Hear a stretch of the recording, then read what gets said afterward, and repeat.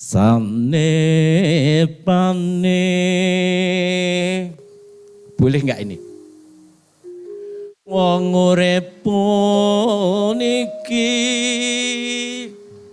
Permisi tak berdiri. Aneng donya iku pamane. Mung kaya wong mampir ngombe. Hidup di dunia itu diibaratkan hanya sekedar mampir untuk minum. Artinya tidaklah lama. Upamane manuk mabur mesat saking kurungan iki.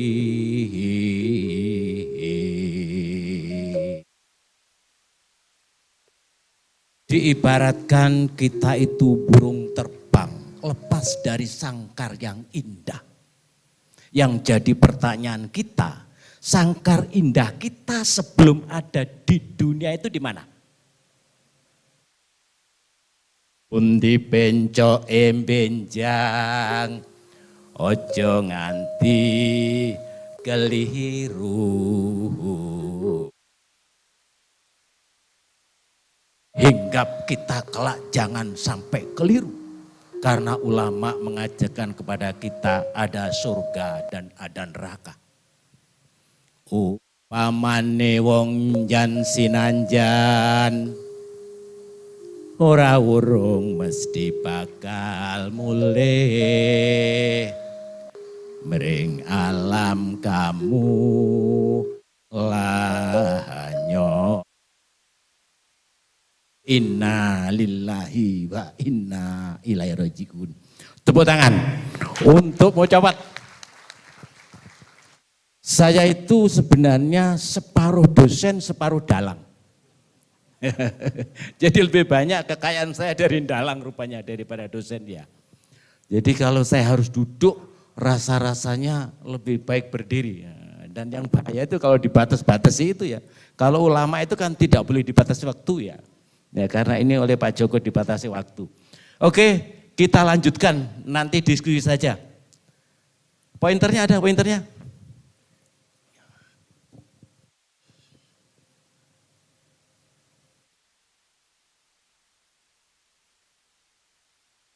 Iki songgae kak kira-kira.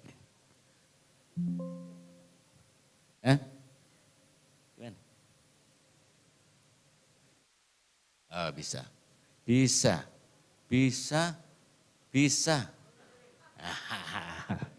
Silahkan berdiri semua.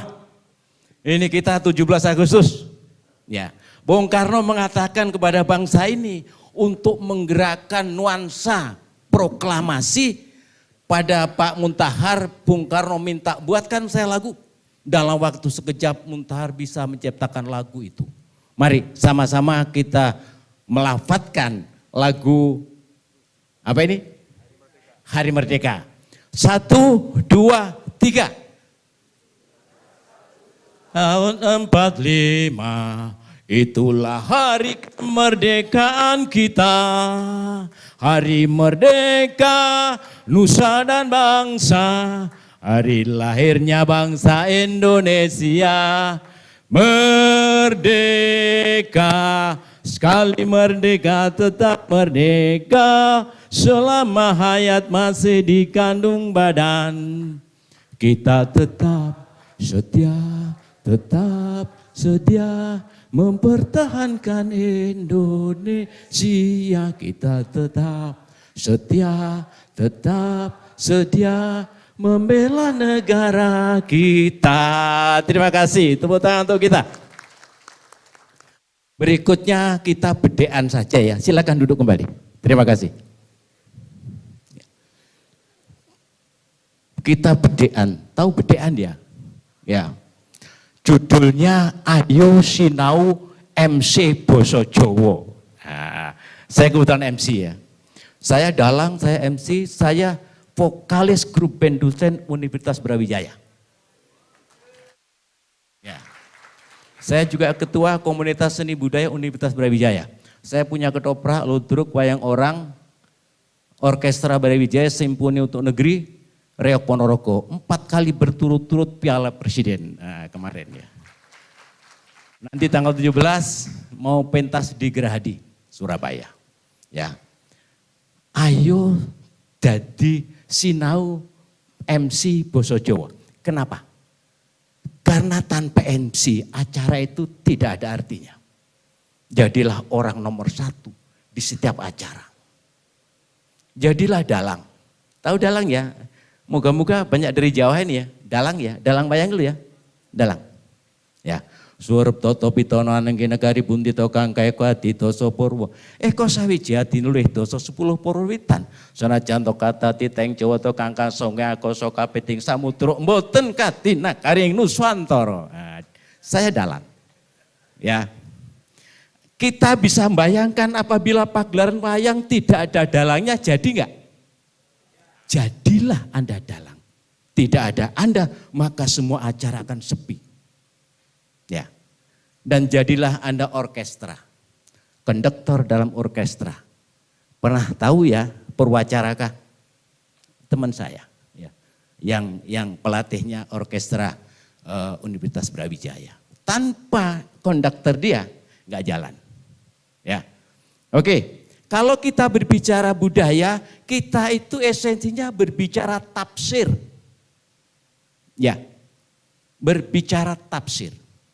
Kenapa baju saya hitam? Tafsirnya apa kira-kira? Hitam itu apa? Apa hitam itu? Ayo, hitam itu apa? Netral, apa lagi? Apa lagi? Kenapa kalau di barat, ya, kalau orang ke kuburan itu bajunya hitam? Kenapa? Berduka cita. Di Indonesia bagaimana? Wibawa. Ya, berbeda. Oke, ini gambar apa ini? Apa? Gambar apa ini? Wiwi menyelam, katanya Prof. Joko ya. Ikat duyung, maknanya apa? Tafsirnya apa ini? Tafsirnya apa? Bicara dengan ini begini. Bentar. Iki. Iya, saya itu kan. Tafsirnya apa? Kalau kita mentafsir sesuatu, lihatlah di frame itu, kalau itu gambar. Ya. Apa ini? The Sea Food International. Restoran. Kalau begitu reklame ini maknanya apa? Kok gambare ikan duyung? Apa kira-kira? Ikan goreng. Ya. Restoran saya itu paling lengkap di dunia. Kalau ada ikan duyung itu betul-betul ada, saya siap untuk menyajikan. Ya. Gambar apa ini? Tafsirnya apa, Bu? Kecelakaan, apa lagi? Apa? Musibah, apa lagi? Ingat. Wonder Bra. Apa Wonder Bra itu? Merek apa? Kotang. Tahu Kotang ya? BH. Sudah, tafsirnya apa sekarang? Apa kira-kira? Iki reklamenya perusahaan besar loh, perusahaan Kotang. Kok reklamenya ono mobil nabrak cagak telepon? Apa kira-kira? Hebatnya Kotang merek Wonder Bra. Cilik iso dadi gede, gede iso dadi cilik. Ya. Kok menengnya tak ada hari? Enggak nyambung rupanya, urung nyambung ya. Ya. Itulah hebatnya Kotang BH merek Wonder Bra. Hati-hati kalau kau mengemudi. Berpapasan dengan perempuan pakai Kotang BH merek Wonder Bra. Gila resiko nih. Ya.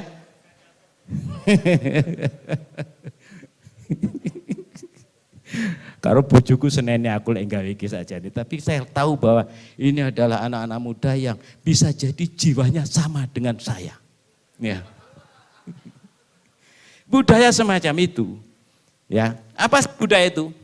Budaya iku kekuatane manungsa kang tuwa saka ngersane Gusti kang bisa njlentrehake sasmita jroning ati hingga gampang diterima dening wong akeh.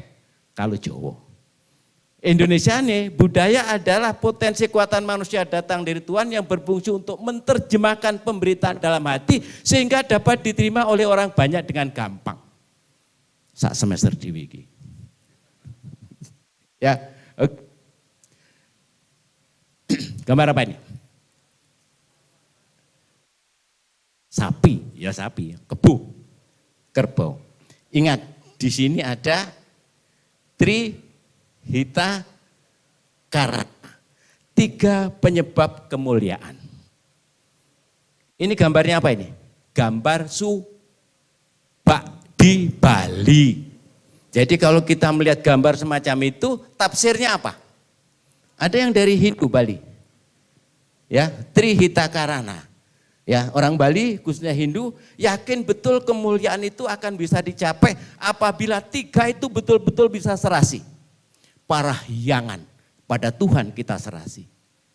Pawongan kepada manusia kita serasi. Palemahan kepada bumi pertiwi ini kita serasi. Gambar itu. Berikutnya, entah ya. Perpustakaan. Saya berpikir, pustaka itu dari kata apa sih sebenarnya? Dari kata apa? Saya menemukan, maaf ya, ini saya, literatur lainnya silakan. Saya menemukan di bahasa Jawa itu ada kata mustaka, kepala. Tembung linggo salin swara, kata dasar berubah suara menjadi pustaka. Jadi kalau kita berbicara perpustakaan, berbicara pikiran manusia. Ya. Berbicara pikiran manusia. Bukan sekedar kita itu berbicara tumpukan buku. Bukan kita berbicara sekedar digitalisasi informasi. Bukan itu. Setiap kita melangkah, kita membaca pikiran orang. Prof. Joko kadang-kadang saya dikatakan dukun. Enggak, saya membaca pikiran orang. Ya. Bapak-bapak, ada yang hidupnya susah enggak ini? Ada yang susah enggak? Ada yang susah enggak? Saya bisa tahu dengan nama bapak-bapak, ibu-ibu ya. Namanya tertentu, oh ini sedang susah ini ya. Ini sedang bahagia. Nah, nanti ketemu kalau sudah di luar dengan saya ya. Khusus untuk forum ini gratis. Ya. Mustaka, kepala. Jadi perpustakaan itu isinya isi kepala. Oke, apa itu isi kepala? Ya, ini tentang problem budaya lokal. Yang pertama, isi kepala itu adalah cara berpikir. Ya, ini sudah masuk belum di dalam perpustakaan kita tentang cara berpikir. Yang pertama, method of tenacity dalam kancah budaya biasa ini. Keteguhan. Kemarin 100 tahun yang lalu nenek moyang saya melakukan sesuatu yang saya yakini benar, sekarang saya melakukan. Sekarang saya melakukan. Ada enggak di sini kira-kira yang sekarang masih suka selamatan? Ada enggak? Selamatan, ada enggak? Selamatan apa kira-kira? Kelahiran, kematian, kesuksesan, ya, dan sebagainya. Ya, tadi ditayangkan tentang tumpeng dan sebagainya. Kalau kita berbicara namanya selamatan, di sini tadi ada gambar tumpeng. Ingat nggak maknanya tumpeng? Tumpeng itu apa? Tumpeng itu apa? Isinya tumpeng apa? Apa? Ayam, ojo ayam rek. Ayam kalau PT ya. Ada ingkung, tahu ingkung ya? Ya. Ingkung itu artinya apa? Ingkang linangkung. ayam panggang. Ya oleh ae. Saiki wong ngawur itu. Pokoke iwak pitik dipeceli tumpuk ning tumpeng ya hilang maknanya. Jadi orang yang berpikir tenacity, ritualnya tetap dipakai seperti 100 tahun yang lalu, maknanya hilang. Satu saat saya jadi MC, meresmikan gedung di Brawijaya itu. Pada waktu itu menterinya Pak Ginanjar Kartasasmita sama Pak Fadil Muhammad. Sudah mulai setelah doa, kita sudah mulai potong tumpeng. Saya bilang, saudara-saudara minggir dulu. Pak Menteri minggir, saya jelaskan tentang tumpeng ini. Isinya tumpeng satu ada ingkung, moga-moga kita semua akan menjadi orang linangkung, orang yang luar biasa. Di tumpeng ini ada namanya telur, wiji dadi, semoga cita-cita kita akan terlaksana. Di situ ada cambah sumrambah, moga-moga kita menjadi orang yang gampang untuk bergaul. Di dalam situ juga ada namanya tomat, mat sinamadan, gampang untuk bergaul dengan orang. Harapannya kan itu. Ada cabai merah, apa cabai merah artinya? Maknanya apa? Merah. Berani, tempatnya di mana cabai merah? Jangan di atas, kalau di atas itu namanya wani karo pangeran. Karena atas itu tempatnya Tuhan, tempatnya di pinggir. Ya, menunjukkan saya berani untuk mendekat kepada Tuhan. Besok Bapak-bapak, Ibu-ibu akan dijelaskan tentang Reok Ponorogo. Ya, Reok Ponorogo. Di situ ada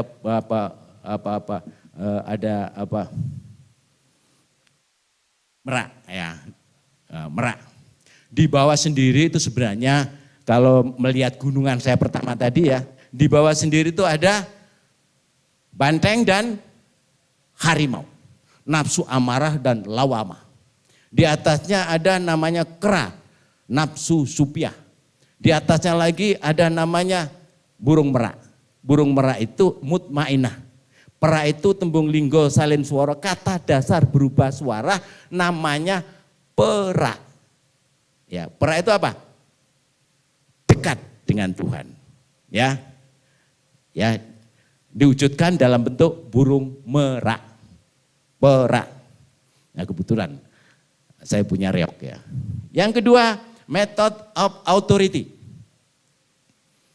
Orang berpikir percaya kepada orang yang dia anggap punya otoritas. Saya sebagai penasehat Komandan Pakar Nusa Banyuwangi, saya punya 21.000 yang punya KTA. Banyuwangi pernah ada pembunuhan 120 kayak dukun santet ya, pernah dengar ya? Geger itu. Anak-anak demo, setelah demo 3 hari, 2 hari Bupati turun, pembunuhan kayak dukun santet berhenti. Tapi tidak mau pulang. Kenapa? Karena janjinya demonya 3 hari. 2 hari kok suruh pulang, gak mau. Teman-teman telepon Almakfurah Gus Dur ya pada waktu itu. Gus, bagaimana ini? Anak-anak ini sudah 2 hari, Bupati sudah turun. Pembunuhan Kiai Sandet sudah berhenti, bagaimana ini? Gus Dur hanya bilang dalam telepon, kira-kira begini, saudara-saudara, karena tuntutan kita sudah terpenuhi, silakan pulang ke rumah masing-masing, pulang semua. Kenapa? Karena cara berpikirnya method of authority.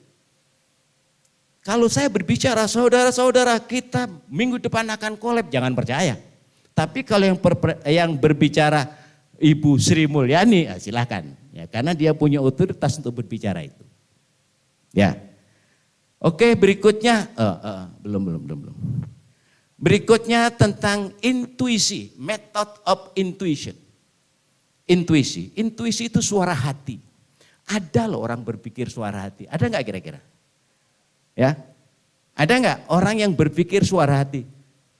Dukun, ya, kiai itu ya, suara hati itu ya. Wah, lek rasa-rasa ini sesuk entuk duit aku iki. Ada enggak yang begitu kadang-kadang ya?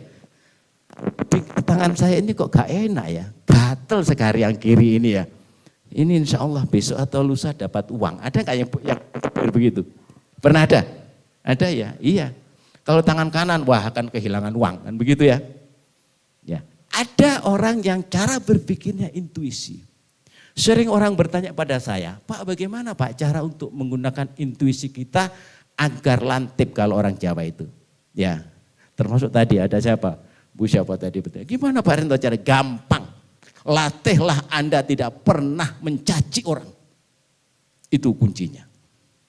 Ya, kalau kita terlalu banyak mencaci maki orang, tidak akan pernah punya method of intuition. Nes, seorang filosof terkenal mengatakan, cara berpikir intuisi ini adalah cara berpikir kecerdasan paripurna.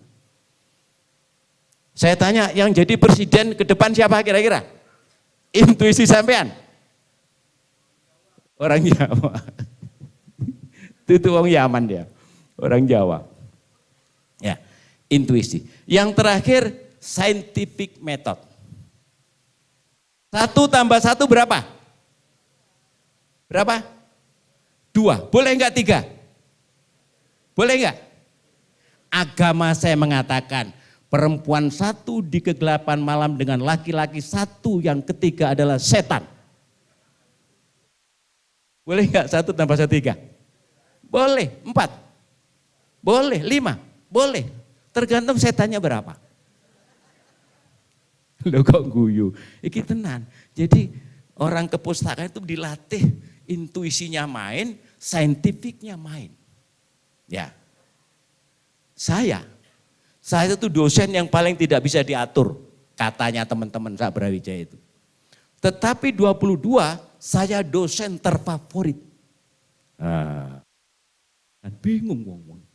Tok ya apa kok niku? Ngajar ngawur tapi kok terfavorit katanya begitu ya. Saya bilang kuncinya dalam agama Islam kul bi fadlillahi wa bi rahmati wa bi dzalika wal yapro. Kalamun sira untuk rahmat saha ngersani Gusti Allah, tampun kanthi rasa seneng. Sampean semua ini kalau di depan saya susah. Sing dosa sapa? Siapa yang dosa? Yang dosa siapa? Saya. Karena saya menjadikan sampean susah. Ya, maka senangkan dulu. Caranya gimana? Ya saya ajak nembang dulu mahasiswa saya. Ya, kalau mahasiswa saya itu lemah gitu ya, saya ajak nembang. Kalau dia tuh goblok menurut orang, saya panggil. Minta nilai berapa kamu? Iya. Ada enggak ini? Prof Joko ya, Prof Joko. Saya begitu. Jadi kalau orang dianggap orang lain itu goblok, kenapa? Dia bukan pada tempatnya. Ora lungguh marang palungguane. Kalau sampean itu dunia kepustakaan enjoy Pak. Tapi kalau bakat sampean bukan di kepustakaan susah. Syaratnya untuk nilai A gampang. 2 lagu nasional, 2 lagu daerah di depan saya. Ada enggak mahasiswa saya dulu ya? Begitu. Kenapa? Biar mereka bergembira. Kenapa? Karena saya menyengsarakan dia. Kenapa? Karena dia sekolah bukan pada jurusannya.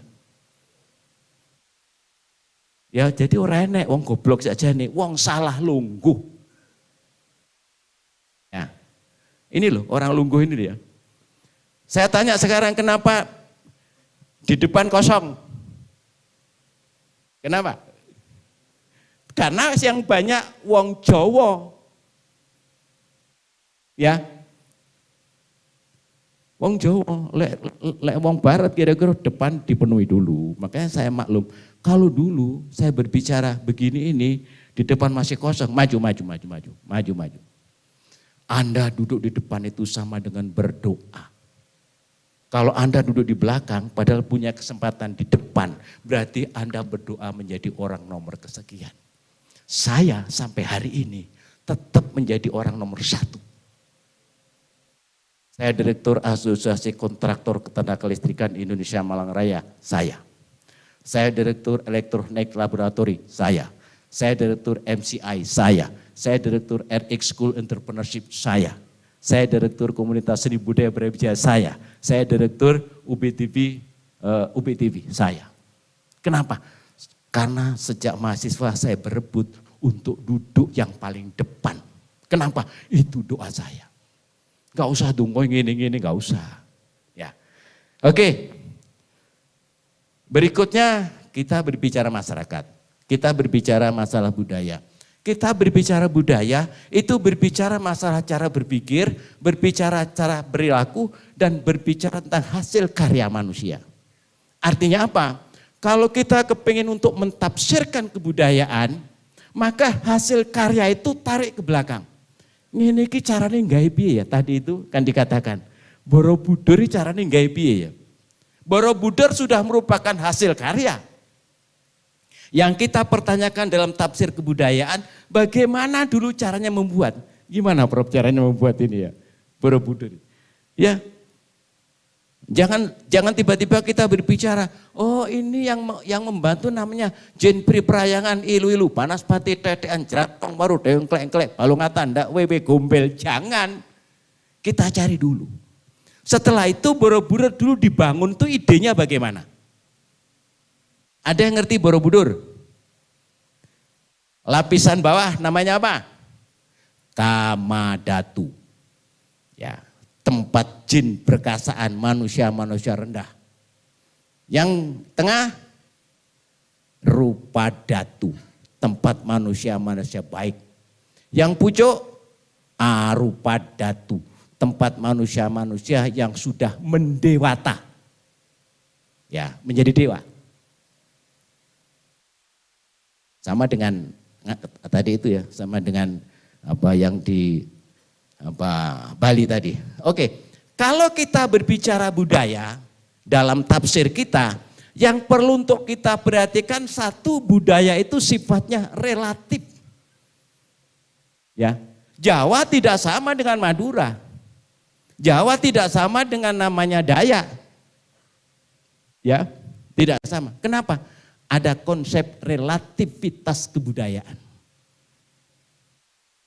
Kalau ada orang Jawa diinjek kakinya kira-kira gimana yang Jawa itu? Kalau kaki sampean keinjek ke pasar itu ya, kira-kira gimana? Nuwun sewu Mas, sikil kula jenengan pidak sakit raosipun.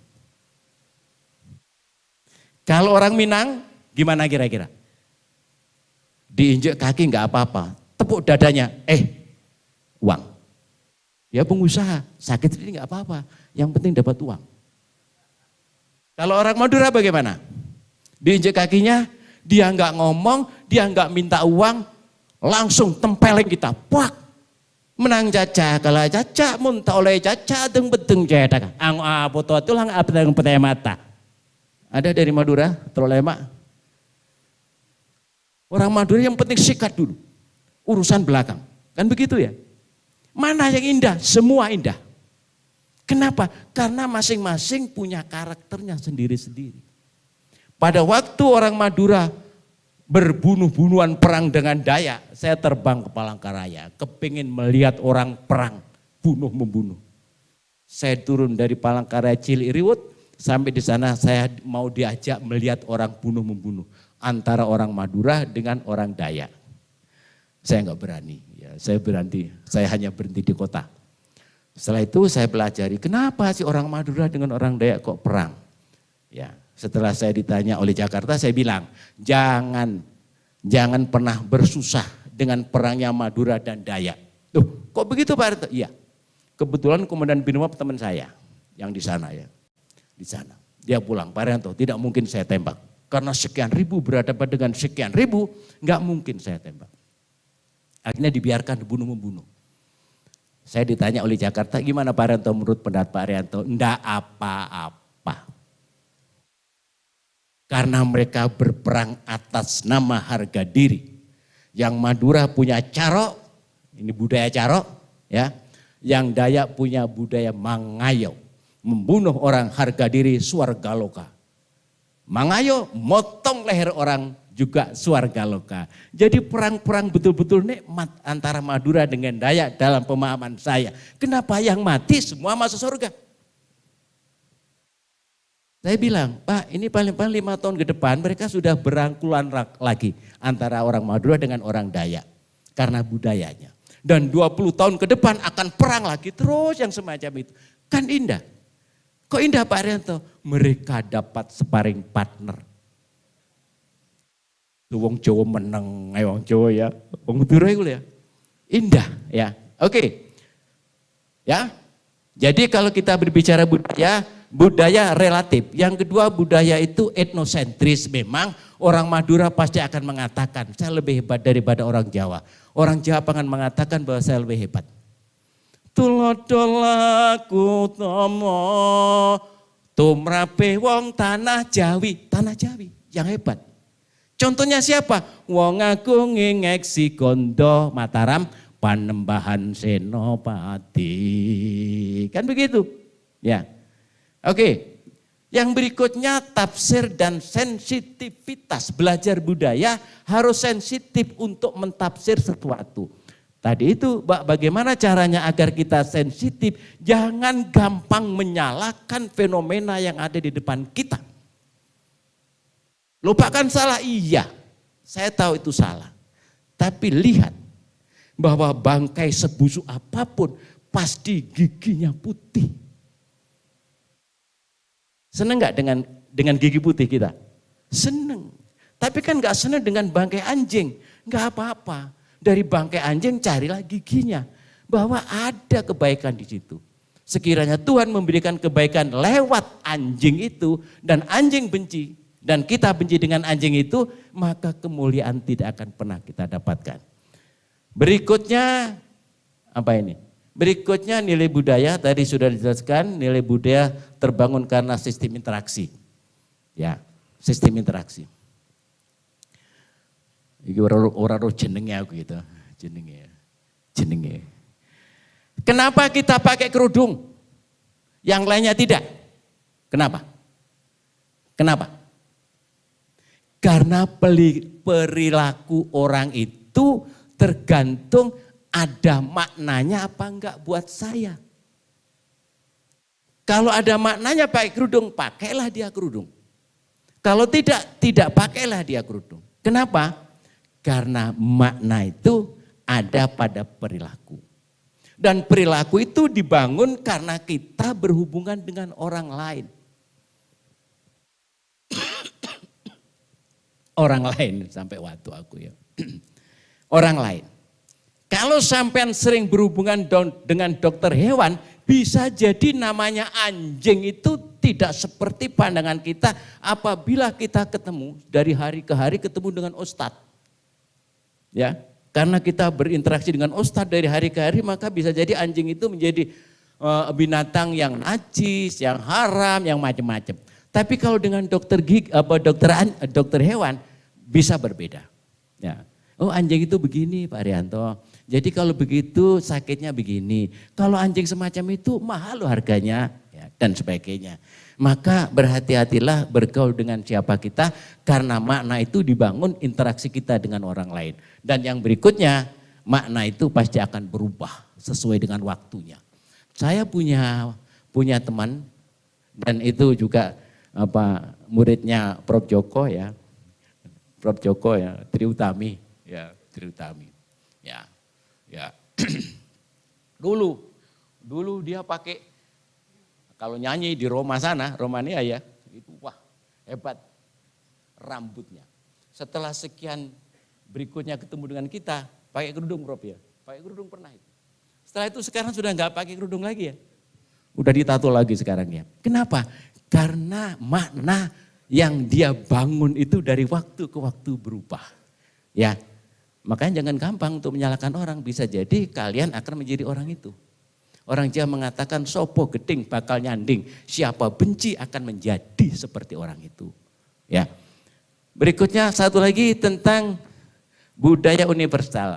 Ini menjadi sedikit lagi. Ya.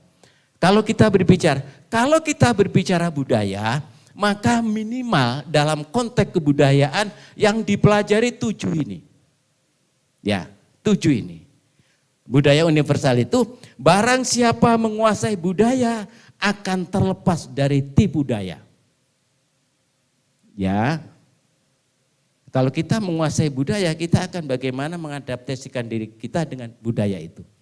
Kalau kita berbicara budaya, satu yang perlu kita pelajari tentang bahasa. Jokowi pakaiannya apa? Pak Jokowi. Apa? Putih hitam. Artinya apa? Itu bahasa. Ya. Putih dan hitam. Bapak-bapak, ibu-ibu pada waktu SD SMP dulu pernah enggak menggunakan pakaian putih hitam? Pernah enggak? Pernah enggak? Pernah.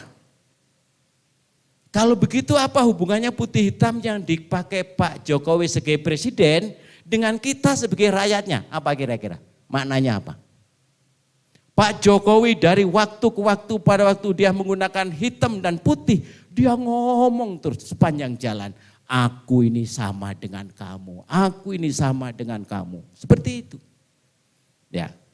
Belusuan pun pantas, karena apa? Karena bajunya sederhana. Ada itu tokoh-tokoh pejabat pakai dasi, sepatu, pantopel ya, belusuan ya enggak pantas. Ya, enggak ngerti budaya dia. Ya.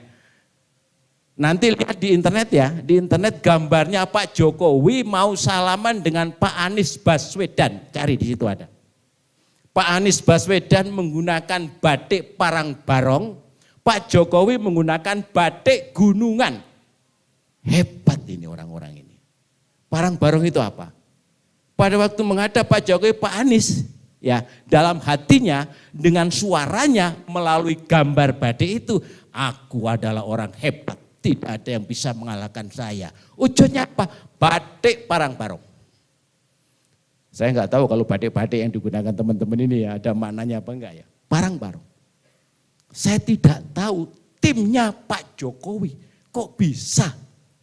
Pak Jokowi dikasih baju batiknya gunungan gambarnya. Gunungan itu apa? Kamu silakan, kamu kuat, tidak terkalahkan. Saya dekat dengan Tuhan. Pak Jokowi bilang begitu. Kira-kira menang siapa itu? Menang Pak Jokowi dalam konteks tafsir budaya pakaian. Ya, Pak Anies Baswedan hebat, Pak Jokowi dekat dengan Tuhan.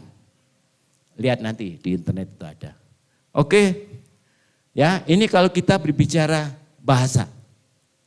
Ya, kita berbicara dan sebagainya. Maksud saya begini. Sebenarnya kalau kita berbicara kepustakaan, ya, kepustakaan, kita berbicara tentang kehidupan. Ya. Saya pernah mengusulkan di Brawijaya, kita di Brawijaya punya perpustakaan besar juga. Ya, saya dulu mengusulkan untuk membangun perpustakaan sekaligus museum, jadi satu. Zamannya Profesor Bisri, mau dibuatkan di Gunung Arjuno sana, mau dibuatkan. Ya, karena saya berhandai-handai dalam pikiran saya, perpustakaan Universitas Brawijaya nanti itu masing-masing tingkat 1 punya outlet di sana. Punya outlet di sana. Ya, karena apa? Karena saya sering saya sering diberi buku ya oleh teman-teman yang memang dia sudah harus diserahkan bukunya. Ya. Bahkan beberapa waktu yang lalu temannya Prof. Joko Saryono, Pak Mas Didi Ninitowo ya, itu bilang sama saya, Pak Rento, ini apa tari-tari itu ya, baju-baju dia, kostum-kostum dia dari waktu ke waktu diserahkan pada saya. Mau saya letakkan siapa ya, pada siapa ya ini. Jadi kalau nanti kepustakaan menginginkan kostumnya Didi Ninitowo, Prof. Joko Saryono orangnya, masih ada itu ya. Oke, ya, kita berbicara budaya, kita berbicara bahasa, kita berbicara pengetahuan, sistem pengetahuan masyarakat, kita berbicara tentang mata pencarian dan peralatan hidup, kita berbicara tentang organisasi, kita berbicara tentang seni, kita berbicara tentang religi dan agama. Ya, di Indonesia itu ada sekitar 800 lebih penghayat kepercayaan kepada Tuhan Yang Maha Esa. Dan saya pernah membuat agama baru di Indonesia. Nah, gendeng ini guys. Ya. Ya. Nanti kalau DPR RI ngedok jadi agama baru, namanya agama kebangsaan di KTP, ingat yang membuat saya. Kenapa? Karena sekian banyak penghayat kepercayaan kepada Tuhan Yang Maha Esa kurang begitu seneng melok agama yang lama itu. Islam kurang seneng, Kristen kurang seneng ya, Hindu kurang seneng, Buddha kurang seneng, Konghucu kurang seneng, Katolik kurang seneng, minta sendiri dia. Dan saya diundang pada waktu itu narasumber tunggal untuk membuat agama baru dan sudah saya buatkan. Ya. Nanti kalau agama baru itu betul-betul ada di KTP DPR RI ngedok. Udah bisa jadi presiden itu. Makanya sekarang itu kalau kita lihat di perpustakaan, ya, di perpustakaan, Islam itu sebenarnya kan tidak sebanyak ini ya. Enggak. Karena ada undang-undang dari Belanda dulu, apabila bukan Hindu dan bukan Kristen wajib agama Islam. Makanya terkenal agama KTP, Islam KTP, Hindu KTP, itu harus kita pahami dalam kepustakaan kita. Dalam kepustakaan kita. Ada Sumarah, Pangestu, Pransuh, Sabto Darmo, Ilmu Sejati dan sebagainya. Banyak sekali. Ya, banyak sekali. Ya, kita berbicara tentang agama. Nah, semuanya itu harapan kita itu kan tersimpan di kepustakaan. Tertulis di kepustakaan. Saya beberapa waktu yang lalu berbicara di kepustakaan Batu. Saya bilang, Batu, kalau sampai di kepustakaan, sampai harus merger dengan penelitian. Ya, penelitian. Jadi di Pemda itu seksi penelitian, katakan pendidikan bagian penelitian, itu miliknya kepustakaan. Harusnya begitu. Ya, jangan dipisah-pisah. Jangan dipisah-pisah, apalagi sekarang ya, sekarang pemerintah menggalakkan tentang budaya lokal. Kita punya teman namanya Kirana Kejora, dia sedang meneliti orang-orang di Papua, budaya lokal. Dan saya dulu pernah diminta oleh Wakaja. Wakaja itu yayasan dari Solo, ya saya tidak tahu persis apakah mereka itu dekat dengan Pak Jokowi. Dia minta untuk dibuatkan mata pelajaran muatan lokal. Saya bertanya pada dia, selama ini apa yang ada dalam pikiran sampean? Dia mengatakan, Pak Arianto, bagaimana kalau kita kasih karawitan? Saya bilang, Pak Jokowi punya berapa triliun untuk maksud itu? Bingung dia. Akhirnya saya usulkan, ini tugas pustakawan ya tugasnya, bahwa muatan lokal diambil dari budaya-budaya lokal. Nah, SD, SMP, SMA wajib membaca Panji Pulang Jiwo karena itu ruhnya Malang. Ponorogo wajib membaca Reok Ponorogo. Madura wajib membaca Sakera. Surabaya wajib membaca, siapa Surabaya ini? Sarip Tambah Oso. Ya, wajib begitu. Ini kan tugas kita semua, kepustakaan. Kenapa? Kita yang punya. Ya, ini yang pernah saya usulkan, cuman saya tidak tahu bagaimana caranya. Ini Prof. Joko mestinya ya. Seperti itu. Sehingga kalau kita dulu oleh mak kita, ya mak, saya manggil ibu itu mak. Kalau di desa itu mbok, itu paling bawah, mak menengah, ibu itu biasanya terpelajar. Saya mak, ya mak. Enggak boleh kita baca komik. Saya berpikir baca komik karena otaknya akan diwarnai oleh cerita-cerita komik. Berarti kan hebat komik itu. Kalau gitu kita rubah saja ceritanya komik. Ya. Kita rubah sesuai dengan kondisi yang kita harapkan. Ini kalau kita berbicara tentang kepustakaan, yang bisa jadi ini harus kita ingat lagi bahwa di saku kita, di kepustakaan kita, itu ada sesuatu yang luar biasa. Yang sampai sekarang itu kita tenang-tenang. Indonesia itu bisa-bisa akan, sekiranya Indonesia itu akan morat-marit, itu kan karena kepustakaan. Kenapa? Karena ajaran-ajaran yang ada dalam kepustakaan Anda biarkan. Udah nyanyi saja tadi itu ya kira-kira ya, nyanyi ya, Hari Merdeka atau nyanyi syukur ya. Anak-anak kita sudah lupa kok. Dulu saya di SD hafal saya, redi tidar dongengipun Mbah Buyut ing kina-kinanipun pulo Jawa menika kadibaita, katempu angin saking wetan manggilan, katempu angin saking kilen mangetan ngantos dumugi pulo sak kilenipun. Hafal, dan itu harus ada di kepustakaan. Sekarang memang hilang. Ada enggak kira-kira? Pernah enggak kita berpikir bahwa rusaknya bangsa ini karena korupsi disebabkan oleh cerita Kancil Nyolong Timun? Iya enggak kira-kira? Terasa kita. Karena dari dulu Kancil Nyolong Timun, hebat Kancil itu. Kenapa? Bisa ngapusi petani. Akhirnya, ini kalau menurut teori-teori ya, McClellan itu mengatakan, ya apa yang dibaca pada waktu masih kecil, kedewasaannya akan seperti itu. Kancil nyolong timun lah, akibatnya sekarang banyak koruptor.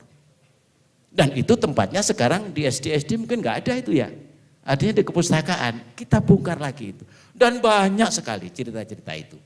Ya, saya sebagai orang antropologi budaya berbicara, saya menggeluti sekian tahun ya, dunia yang semacam itu, saya bisa mengambil kesimpulan bahwa rusaknya kita itu karena kita sendiri tidak mempelajari pribadi jati diri kita. Kita tidak belajar. Ya, kalau orang Jawa kan begini, sopo to sejati ning awakmu, kan nggak dipelajari. Saya punya teman dari Jepang. Ya. Pada waktu saya dari sana, dia ke Indonesia, dia pernah ke Indonesia, dia ngomong, Pak Rianto, saya kepingin hidup di Indonesia. Saya tanya, kenapa kamu pengen hidup di Indonesia? Di negara saya Pak Rianto ada 51 titik kematian. Di Indonesia tidak ada. Bahkan di Indonesia kalau saya naik Grab, turun di depan toilet itu aja bisa Pak Rianto. Bisa nggak kira-kira? Bisa. Itu hebatnya Indonesia. Saya tidak setuju dengan teman-teman pulang dari luar negeri, akhirnya dia mengatakan Jepang lebih hebat. Enggak, Jepang punya hidupnya sendiri, kita punya hidupnya sendiri. Ya, jangan sekali-kali menyalahkan bangsa kita sendiri, ya, karena semakin memperparah bangsa ini. Bung Karno pernah mengatakan, anak-anakku, bangsa ini yang saya khawatirkan musuh kalian nanti adalah bangsamu sendiri. Ya. Dan Ibunda mengatakan pada waktu itu, Karno anakku, jadilah kamu Basukarno. Sekiranya kamu harus gugur di medan laga, belalah bangsamu sendiri. Meskipun kamu ada pihak yang salah. Terima kasih. Billahi taufiq wal hidayah. Assalamualaikum warahmatullahi wabarakatuh.